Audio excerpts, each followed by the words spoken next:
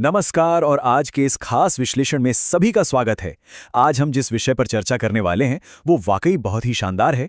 हाल ही में भारत ने न्यूजीलैंड के साथ एक ऐतिहासिक मुक्त व्यापार समझौता यानी एफटीए पर हस्ताक्षर किए हैं। देखिए, अगर कोई प्रतियोगी परीक्षाओं की तैयारी कर रहा है या फिर भारत की बदलती हुई ग्लोबल डिप्लोमेसी को समझने में दिलचस्पी रखता है तो ये विषय समझना बेहद जरूरी है, क्योंकि सच कहूं तो ये सिर्फ दो देशों के बीच की एक व्यापारिक डील भर नहीं है, बल्कि भारत की जो एक बड़ी वैश्विक रणनीति है ना, उसके लिए एक बहुत बड़ा कदम है। तो चलिए बिना देर किए सीधे इस विषय की गहराई में उतरते हैं। इस पूरे विश्लेषण को हमने स्टेप बाय स्टेप समझने के लिए 5 हिस्सों में बांटा है। पहला है ऐतिहासिक समझौता, दूसरा बाजार तक पहुंच, तीसरा है क्षेत्रीय आर्थिक प्रभाव, चौथा पेशेवरों की गतिशीलता और अंत में पांचवा इंडो पैसिफिक भू राजनीति। आइए सबसे पहले बात करते हैं हमारे पहले खंड की, ऐतिहासिक व्यापार समझौता। अब देखिए, सोर्स मटेरियल में इस डील के लिए एक बहुत ही खास वाक्यांश का इस्तेमाल किया गया है। इसे पीढ़ी में बार बार आने वाला व्यापार समझौता कहा गया है। बिल्कुल सही सुना, वंस इन अ जनरेशन। जरा सोचिए, ये अपने आप में ही दर्शाता है कि कूटनीतिक और आर्थिक स्तर पर ये कितनी बड़ी और दुर्लभ उपलब्धि है। एक तरह से भारत की वैश्विक व्यापार विस्तार की जो रणनीति है उसमें एक बहुत बड़ा मील का पत्थर साबित होने वाला है। आगे बढ़ने से पहले आइए थोड़ा बेसिक्स क्लियर कर लेते हैं। आखिर ये मुक्त व्यापार समझौता या एफटीए होता क्या है? एकदम आसान भाषा में समझें तो ये एक ऐसा पैक्ट है जिसे दो देशों के बीच व्यापारिक बाधाओं को दूर करने के लिए बनाया जाता है, जैसे कि टैक्स या टैरिफ कम करना। इसका सीधा सा मकसद होता है देश की आर्थिक स्थिति को मजबूत करना और निर्यात यानी एक्सपोर्ट्स को तेजी से बढ़ावा देना।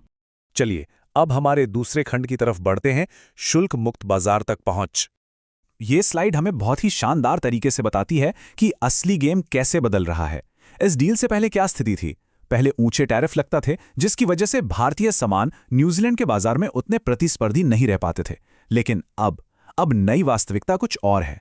अब हमें मिल रही है शुल्क मुक्त बाजार पहुंच और निवेश के बढ़ते अवसर। इसका सीधा सा मतलब यह है कि अब भारतीय व्यवसाय बिना किसी अतिरिक्त शुल्क के वहां के बाजार में एंट्री ले सकते हैं, और जाहिर है इससे दोनों देशों के बीच निवेश की एक बहुत ही मजबूत पाइपलाइन तैयार होगी। अब आते हैं तीसरे और बहुत ही अहम खंड पर, क्षेत्रवार आर्थिक प्रभाव। ये पूरी प्रक्रिया ना एक चेन रिएक्शन की तरह काम करती है। आइए इस मैकेनिकल प्रोसेस को स्टेप बाय स्टेप समझते हैं। चरण 1, सबसे पहले हमें ड्यूटी फ्री यानी शुल्क मुक्त बाजार पहुंच मिलती है। इसके बाद आता है चरण 2। जैसे ही टैरिफ हटते हैं, निर्यातकों के लिए बिल्कुल नए और सीधे एक्सपोर्ट चैनल खुल जाते हैं। और फिर अंत में चरण 3, जब आपका एक्सपोर्ट बढ़ता है तो जाहिर सी बात है आपके घरेलू उद्योगों में तेजी से विकास होता है, और इसी से नए रोजगार पैदा होते हैं और देश की ओवरऑल उत्पादन क्षमता भी बढ़ती है। अब यहां पर जो बात सबसे ज्यादा दिलचस्प है वो ये है कि आखिर इससे सबसे ज्यादा फायदा कैसे होगा। यहां 4 प्रमुख क्षेत्रों को स्पष्ट रूप से चिन्हित किया गया है जो इस डील के सबसे बड़े लाभार्थी होने जा रहे हैं। ये हैं हमारा विशाल कपड़ा उद्योग यानी टेक्सटाइल्स, दुनिया भर में डंका बजा चुका हमारा आईटी सर्विस सेक्टर, हमारी फार्मास्यूटिकल इंडस्ट्री और इंजीनियरिंग का सामान। कहने का मतलब है कि न्यूजीलैंड के बाजार के दरवाजे इन भारतीय सेक्टर्स के लिए अब पूरी तरह से खुल गए हैं। अब बढ़ते हैं हमारे चौथे खंड की ओर, कुशल पेशेवरों की गतिशीलता यानी मोबिलिटी। देखिए, ये डील सिर्फ सामानों के इंपोर्ट एक्सपोर्ट तक सीमित नहीं है, बात इंसानों की, टैलेंट की भी हो रही है। ये समझौता कुशल पेशेवरों के लिए बेहतर गतिशीलता सुनिश्चित करता है। इसका सीधा सा अर्थ यह है कि भारतीय इंजीनियर्स, आईटी एक्सपर्ट्स और अन्य प्रशिक्षित पेशेवरों के लिए न्यूजीलैंड में काम करने के बिल्कुल नए अवसर खुल गए हैं।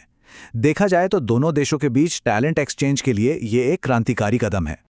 और अब हमारा आखिरी और शायद सबसे व्यापक खंड, इंडो पैसिफिक भू राजनीतिक महत्व। यहां हमें बिग पिक्चर देखनी होगी। सबसे महत्वपूर्ण पॉइंट यह है कि ये एफटीए सिर्फ एक आर्थिक डील नहीं है, बल्कि एक बहुत ही सोची समझी रणनीतिक चाल है जिसका गहरा भू राजनीतिक महत्व है। भारत इंडो पैसिफिक क्षेत्र में अपनी रणनीतिक व्यापार साझेदारी का काफी सक्रियता से विस्तार कर रहा है। प्रशांत महासागर के इतने अहम देश के साथ ये समझौता उस पूरे क्षेत्र में भारत की कूटनीतिक पकड़ और उपस्थिति को कई गुना ज्यादा मजबूत कर देता है।